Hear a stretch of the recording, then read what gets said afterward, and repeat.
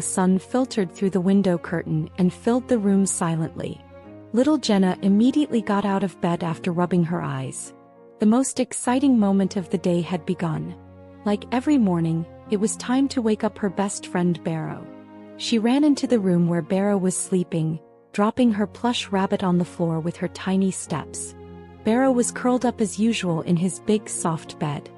His eyes were closed, but he usually woke up immediately when Jenna approached him. Because he loved Jenna's scent, he looked forward to playing with her in the morning. But this morning something was different. Jenna smiled and leaned over and placed a tiny kiss on Barrow's nose. "Wake up, Barrow. The sun is up, it's time to play," she said happily. But Barrow did not move. Jenna was surprised. "Barrow, come on, get up," she called again. But Barrow just sighed deeply and buried his head in the pillow without opening his eyes. Jenna paused for a moment. Then she stroked Barrow's head with her hands. His mate's fur was warm but a little damp, as if he had a fever. Jenna pulled her hands back in concern. "Barrow, are you okay?" Barrow opened his eyes slightly. His big brown eyes were full of tiredness. He looked at Jenna but he didn't bark. He didn't even move his tail. Anxiety fell on the little girl's heart.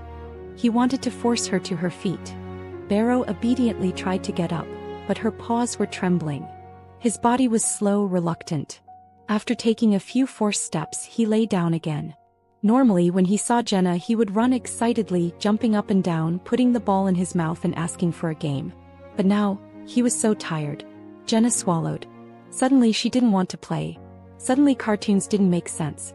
Her best friend Barrow was sick, and Jenna had never experienced anything like this before. The little girl took her blanket and covered Barrow. Then she lay down next to him. "Hold my hand," she whispered. And Barrow put his head in Jenna's lap. Hours passed. Barrow slept almost the whole time. Every once in a while he would lift his head, drink water and then go back to sleep. Jenna felt sick inside. She wanted to help him but she didn't know how. In the afternoon, her mum was surprised to find Jenna quiet in the kitchen. Jenna normally talked non-stop. "Barrow is not well, Mum," she said. Her mother immediately checked Barrow and realized he had a slight fever. "Don't worry, honey, Barrow might have a cold. He needs to rest," she said. But Jenna was not convinced. "Let's go to the vet, please," she said firmly. And together they wrapped Barrow in blankets and took him to the vet. The vet said that Barrow had a mild viral infection and needed plenty of rest for a few days. Medicines were given, food was recommended, but the most important thing was this: love and quiet. When they got home, Jenna didn't play anymore. She moved Barrow's bed near the window. She put pillows, toys, and a water bowl next to it. Then she brought her own books and started reading him stories. "Are you all right?" she asked every few minutes. Although Barrow could not answer, he thanked her with his eyes. In the evening, Jenna cradled Barrow's head in her lap and they fell asleep together on the sofa. Barrow's breathing was more regular now. His body was no longer trembling.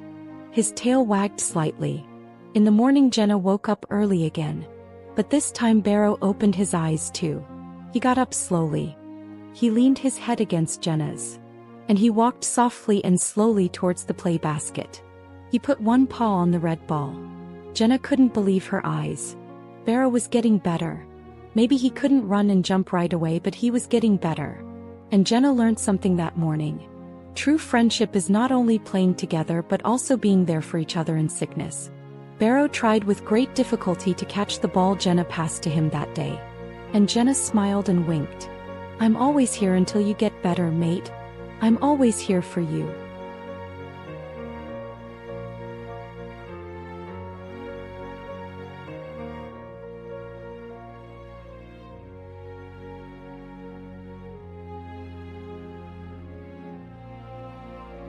The house was quiet. Arnold stirred in his bed as the morning sun peeped through the curtains. He looked around with sleepy eyes, then smiled. Because the first one to greet him every morning was his best friend Palmer. Palmer was a loyal friend with his big ears and white feathers. He was by Arnold's side since the day he was born. His first walk, his first fall, his first laugh. Palmer was always there. That morning Palmer was waiting by the door. Wagging his tail excitedly, he watched Arnold wake up. Arnold jumped out of bed and hugged him. "Good morning, Palmer. Today is a very special day," he said cheerfully. Today his mother would return from the hospital. The baby in her tummy was no longer a baby. Now he was Arnold's little brother. Arnold patted Palmer's head before putting on his shoes. "There are 3 of us now, Palmer. You, me, and my new brother," he said. Palmer tilted his head to the side as if he understood what he meant. But there was a curiosity in him. What was this new brother like? After a while the doorbell rang. Arnold ran excitedly and his father opened the door. His mother came in holding a tiny baby wrapped in a blanket. Arnold's eyes lit up. "Is that it?" he said. His mom smiled. "Sweetie, meet him. This is your little brother Oliver." Arnold carefully approached Oliver. Palmer also came with slow steps. He sniffed, looked out of the corner of his eye. Instinctively he was gentle. Arnold turned to Palmer. "This is our brother, Palmer. He will be your friend too." From that day on, everything began to change. There was no longer silence in the house. Baby Oliver was crying, laughing, and sometimes sleeping soundly. Arnold was a little surprised at first. Palmer was cautious. But over time a bond began to form between the 3 of them. One morning Arnold rolled out the play rug and laid out his toys. "Palmer, come on in. Today we're going to introduce Oliver to our toys." Palmer sat down next to him. Arnold pointed to the tiny little animal figures. "This is the elephant. And this is the bear. And this is Palmer," and he stroked Palmer's ears. Oliver was on his mother's lap, laughing. Palmer came slowly closer and sniffed Oliver's feet. Oliver laughed. That's when Palmer realized. This little person was now part of his family. Days passed. Palmer was always there when Arnold read to Oliver in the morning. At night, when the baby cried, Palmer would wait outside the door, sometimes coming in and checking quietly out of the corner of his eye. One day his mom turned to Arnold and said, "Palmer is a real protector.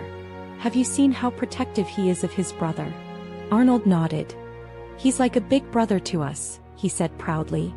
One morning Arnold had Oliver on the floor and was showing a toy to his crawling brother. Palmer was right next to him. Oliver lost his balance a little while crawling. Palmer immediately blocked his way with his paw and supported Oliver before he fell to the ground. When his mother saw this moment, her eyes filled with tears. "Darling, love makes this house grow," she said. In the evenings she sang Oliver's lullaby with Arnold Palmer. "Go to sleep, little brother, we are here." Palmer, too, lay on the floor, not leaving Oliver's cradle. Arnold's life was no longer just about games and toys. He was a big brother. And Palmer. He was not only Arnold's dog but also the protector of 2 children. Some nights Arnold would hold Oliver's little hand while Palmer would curl up at their feet and the 3 of them would sleep peacefully together. And Arnold would say to himself, "We're a team of 3 now.